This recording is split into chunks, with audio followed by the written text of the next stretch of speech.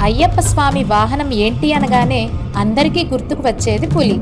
కానీ అది నిజం కాదు. చరిత్ర ప్రకారం అయ్యప్ప స్వామి యొక్క వాహనం గుర్రము.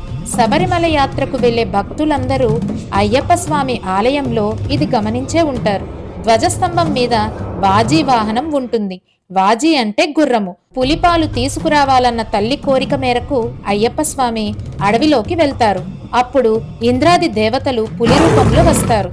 అప్పుడు అయ్యప్ప స్వామి పులిపైన ఎక్కి పందల రాజ్యానికి చేరుకుంటారు.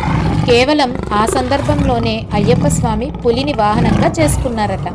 అందుకే హరిహరాత్మజ కీర్తనంలో తురగవాహనం సుందరాననం వరగదాయుధం వేదవర్ణితం అని ఉంటుంది. అయ్యప్ప స్వామి వాహనం గుర్రమని వేదాల్లో కూడా ఉంది. తురగవాహనం సుందరాననం వరగదాయుధం వేదవర్ణితం గురుకృపాకరం కీర్తన ప్రియం హరిహరా